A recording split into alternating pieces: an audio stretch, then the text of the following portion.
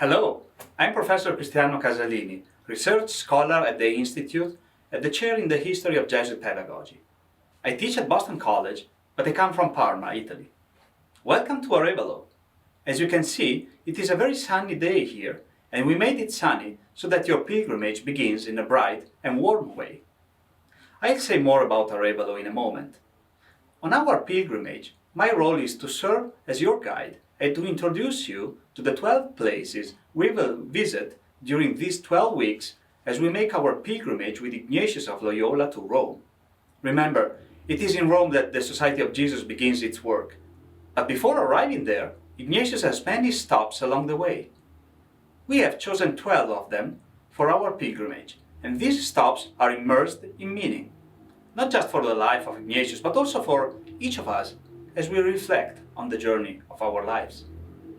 My hope is to introduce you to each place in a way that promotes a deeper understanding of Ignatius, and to suggest how these places can help us reflect on our own journey.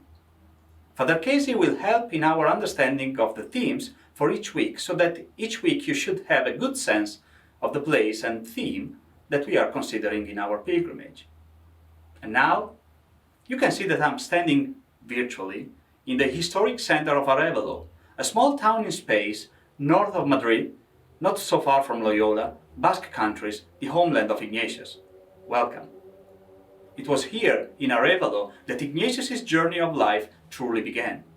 As a member of a noble family loyal to the King of Spain, Iñigo, this was his original name, was sent here as a young boy to serve as a page for a major official at the court. Here, Iñigo would remain for about 13 formative years. What did he learn? What was the core of his formation as a young boy? He certainly learned those organizational skills and techniques that were required to accomplish the tasks of an official for the royal court. But most importantly, he learned through experience and the guidance of his tutors the abilities and arts of living in the consortium with other people: sociability, conversation, good manners and politeness. Sometimes we think about such skills as the fruits of natural talent. On the contrary, at the beginning of the 16th century, these skills were highly codified and considered a sophisticated art that could be learned. We might also consider these skills as secondary with respect to those that we need for our spiritual formation. They might appear shallow, not so deep, if compared to inner contemplation, reflection upon one's own spirit and the like. On the contrary, Ignatius' history tells us a different story. These aspects of social regulation will appear crucial for him after the vision in Maresa, when he will see his spiritual mission has to be conducted within and for the world, within and for others. These arts will appear for him as the main gate through which meaningful communication can be initiated. Gentleness, amiability, the art of communicating, provided the access for him to those who become his first supporters and companions. As you begin your pilgrimage here in Arevalo, please remember that you are not alone in this journey. You have companions with you, people with whom you will share the same experience in a mutual way. While you enjoy your week here, looking for God in all things, please be sociable, be conversational, be open and polite, as Ignatius learned during his years here in Arevalo. I will see you again in Pamplona. Let's get walking.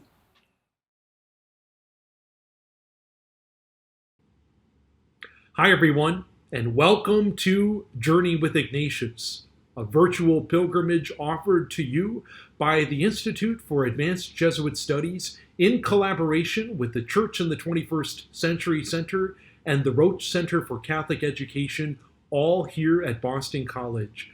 I'm Father Casey Beaumire, the Vice President and Secretary of the University and Director of the Institute. And on behalf of all of my colleagues here, I'm delighted that we can begin this journey together as we work our way from Arevalo, Spain to Rome, Italy over the next 12 weeks. We're delighted to bring you this app, and all of us have been working hard to put together resources that we believe will be helpful for the journey, so that we will arrive safely in Rome on January 1st, 2021. What a way for all of us to close out a very unusual 2020. A few details for us as we consider the beginning of our pilgrimage. First, our goal in creating this app is to help all of us to grow stronger interiorly as we continue to face the challenges of the present crisis in our world. The global pandemic, along with the social strife that is accompanying it, have made for very challenging circumstances for each one of us. The idea for a virtual pilgrimage came through a series of conversations that the Institute had this summer with Karen Kiefer, the director of the Church in the 21st Century Center, and Melody Wittenbach, the executive director of the Roche Center for Catholic Education. Through those conversations, we determined that collectively, our centers could offer resources that would help each of us to sustain and strengthen our communities so that we could reach the end of 2020 with renewed hope and vigor as we enter into 2021. So that's our goal, and this app is the fruit of those conversations. We're very grateful to Connor Sullivan, a graduate of Boston College class of 2020, who in his work with the Roche Center has been able to help us program this app through all sorts of coding and design detail. Second, we've discovered 12 places in the journey of Ignatius of Loyola that ultimately leads him to Rome, where he and his companions created the Society of Jesus, the Jesuits, in the year 1540. These 12 weeks provide us with opportunities for us to learn about these 12 places and their significance in the life of Ignatius. Additionally, we have determined that each of these places has a particular spiritual theme that accompanies it, and that each week, as we journey toward Rome, we will explore not only the place, but also the theme. As you make this pilgrimage, you'll be accompanied by my colleague at the Institute, Professor Cristiano Casalini, a research scholar here and the chair in the history of Jesuit pedagogy at the Lynch School of Education and Human Development. Professor Casalini will introduce you to each place, and he'll provide us with a deeper understanding and appreciation of the significance of these places. Each Sunday, you will be introduced to a new location, and there'll be a simple video that features Professor Cristiano. Additionally, every single week, you'll be introduced to the spiritual theme that accompanies the place, and there will be a video, much like this one, that helps us set the parameters for personal prayer and reflection for the week. This app contains various features that should make for a very interesting journey. You'll note 4 tabs that are built into the application. The first is the one that you're presently exploring, the Journey tab. It's here that the weekly videos can be found that should be viewed each Sunday. You'll also find 2 excerpts from 2 different Jesuit sources that are available through the Institute: the autobiography of St. Ignatius and Ribadeneira's Life of Ignatius. We've chosen key parts of these texts that we think are very helpful for each of the locations. If you're making the virtual Manresa retreat in addition to the pilgrimage, you'll also find weekly retreat information available through this tab as well. Next is the Today tab. In it, you'll find a brief description from today's readings for each of the Catholic Masses of the next 12 weeks. You'll also find an excerpt from a Jesuit source that you can find through the Jesuit portal. The app also allows you to track your daily steps. So please make sure that you give the app permission to use your phone's health data so that we can keep track of the cumulative steps of all of our pilgrims. Because every single week, the app will tabulate all of our steps together, and we will report this total every week so that we can see how the community of pilgrims is progressing on the way from Arevalo to Rome. Finally, there's a daily examen that's featured in the Today tab as well, something to help each of us close each day of pilgrimage. Next is the Community tab. This social outlet allows every single pilgrim to post prayers, prayer intentions, observations about the week's location or theme, images, whatever a pilgrim thinks might be helpful for each of us to consider along the way to Rome.